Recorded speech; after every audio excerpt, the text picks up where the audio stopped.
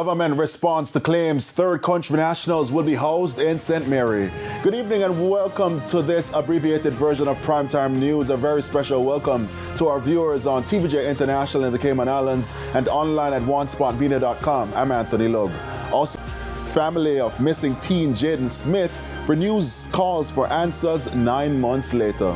There's also sports in this newscast, so please stay with us. The news in detail right after this break.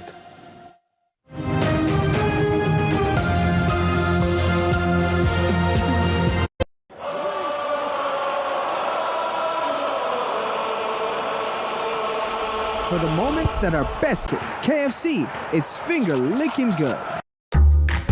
An essential tip for proper meat storage.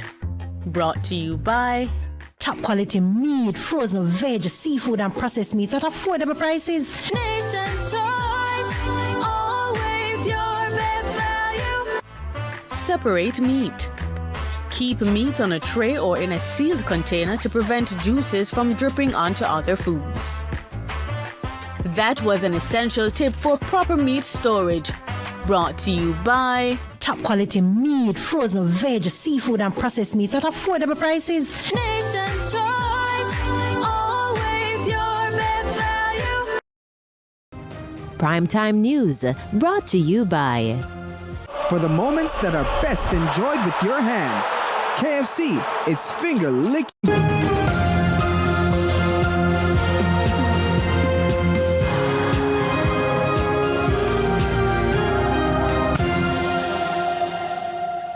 Welcome back to this abbreviated version of Primetime News. And again, a special welcome to our viewers on TVJ International in the Cayman Islands and online at onespotmedia.com. Up first this evening, the government is responding to claims that third country nationals will be housed at a property in St. Mary pending the outcome of their case by immigration officials in the United States. And as you'll hear in this report, it's still not clear when the first batch of 25 will arrive. There are more questions than answers about where the government will house the first batch of third country nationals when they arrive in Jamaica. In an interview with TVJ News on Saturday, National Security Minister Dr. Horace Chang refuted suggestions that they will be accommodated in St. Mary. There are no third country nationals in St. Mary currently, and there is no arrangement to house any third country member in the institution in St. Mary. But if not St. Mary, then where? St. Mary was never an option. And I don't know what the relevant technical people are doing. They might have looked at St. Mary. It was unlikely because they want them to be near points of transport. Can you say what are the areas being looked at? No, I'm not looking at any area. When the technical people who are involved in the migration operation decide to look around, they look for a facility that they think can be made available. Some Jamaicans have expressed concerns about the background of some of the third country nationals being sent to Jamaica. Dr. Chang, criminals, but illegal migrants whose claims are yet to be determined by the United States. And so, we asked whether residents would be engaged before the location for housing is selected. We're going to have to use a commercial place. If we take a private residence, we'll have to engage the resident community. But if the International Organization for Migration, which will be working with us, find a hotel and lease it, that's their privilege. It's a business activity. Remember, they'll be coming here in transition, and like we transition in the borders through Jamaica, they will not be subject to detention. So if we are working with the International Organization for Migration, they will identify the venue with us, and it's a commercial operation. As uncertainty lingers about where the first batch of 25 under the program will reside, there are also questions about when they will arrive. When do you expect this to be finalized, and when is it that we can expect the first set of TCNs? I have no idea.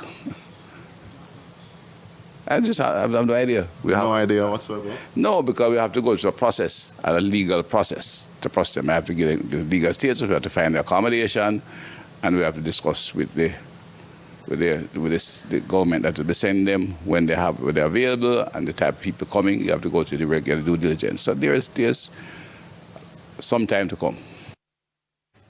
Local Government Minister Desmond McKenzie is hitting back at councillors and other local representatives who have been critical of the government's approach to drain cleaning and road repairs. Speaking at the handing over of the Cleanup and Restoration Initiative grants in St. James on Friday, Minister McKenzie says some of the comments being made are politically motivated.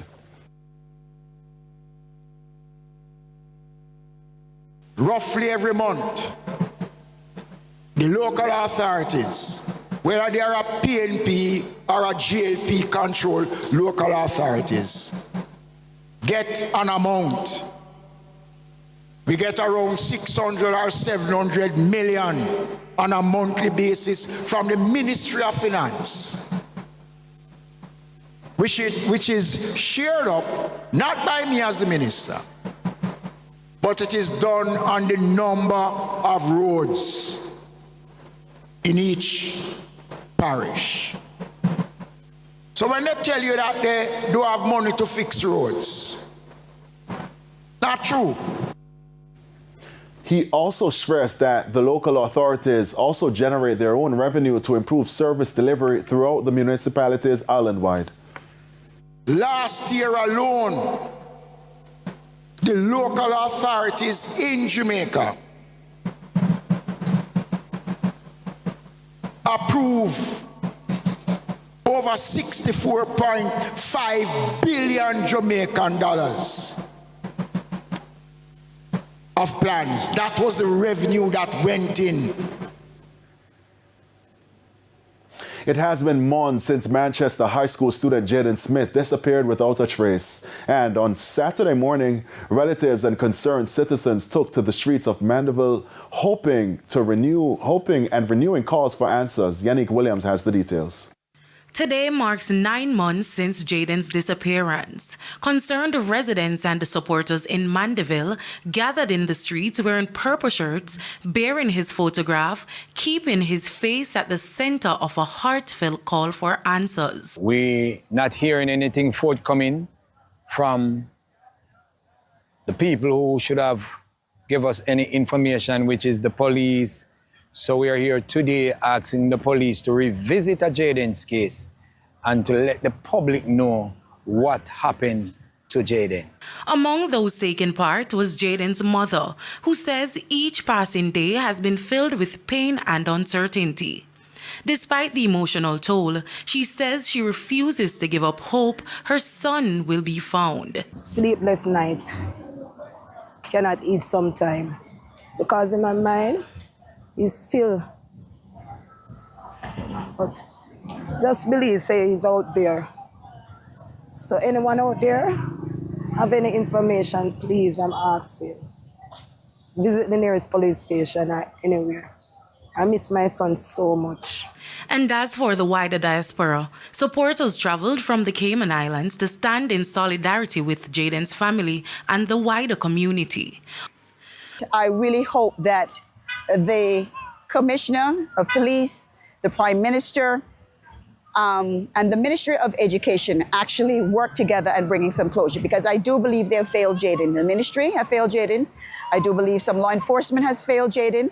But I do hope and pray that Mr. Holness would find it in his heart as a father, as a parent, with 2 sons, that Andreen is just as important. Organizers say they hope the march will encourage anyone with information to come forward and help bring closure to Jaden's family. They're still hopeful the missing teen will one day return home.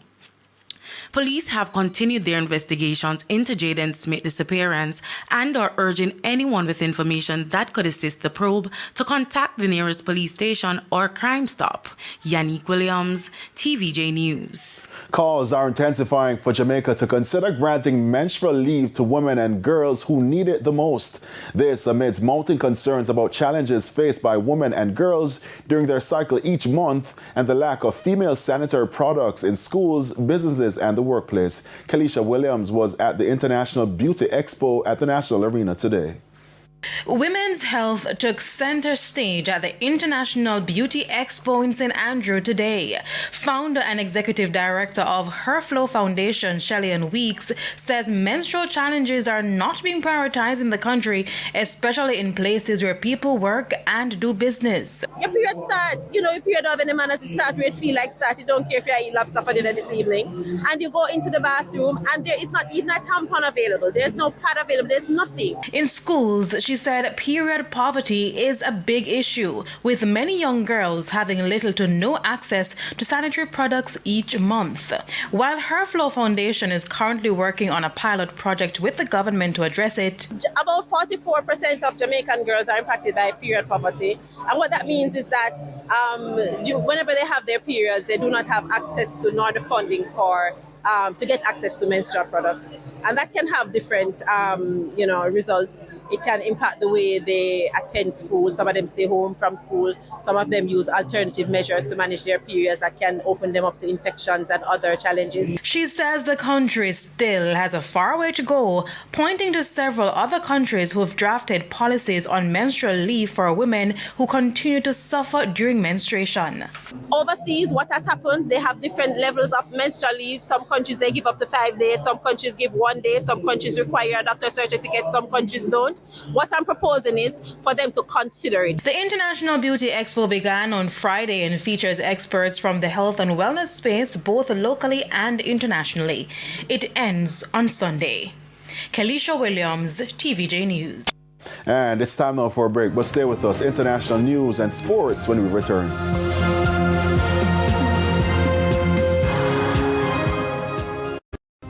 Primetime News, brought to you by... For the moments that are best enjoyed with your hands, KFC, it's finger licking good. Attention government pensioners. The Accountant General's Department Life Certificate Drive is coming your way. Look out for us on the following dates. Saturday, June 27, Spanish Town Library. Monday, June 29, Morant Villas in St. Thomas. Tuesday, June 30, Portland Parish Library. Wednesday, July 1, St. Mary Parish Library. Thursday, July 2, St. Anne Parish Library. Friday, July 3, Trelawney Parish Library. Saturday, July 4, St. James Parish Library. Monday, July 6, Hanover Parish Library. Tuesday, July 7, Westmoreland Parish Library. Wednesday, July 8, St. James Methodist Church in Clarendon. Thursday, July 9, Manchester Parish Library. Friday, July 10, St. Matthew's Anglican Church in St. Elizabeth. And on Saturday, July 11, at the Portmore Parish Library. Remember, drop boxes are also available at parish libraries in Hanover, St. James, Portland, Westmoreland, and Manchester. Follow our social media pages and the press for more details. Welcome to Love and Life, brought to you by JPS, celebrating the good things happening in the communities we serve. At JPS, we bring the energy and more. We're about lighting up lives. We're about giving back. We're about spreading love to people and making spaces better than we found them. Want to know how we do that? Tune in to Love and Light every Sunday at 7:55 p.m. here on TVJ.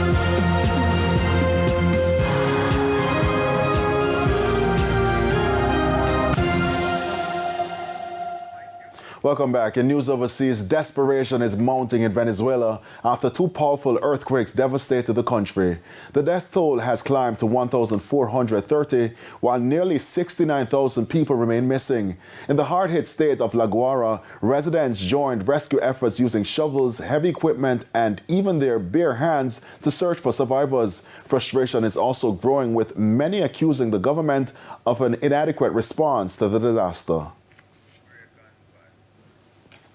And the Primetime News package continues with sports right after this break.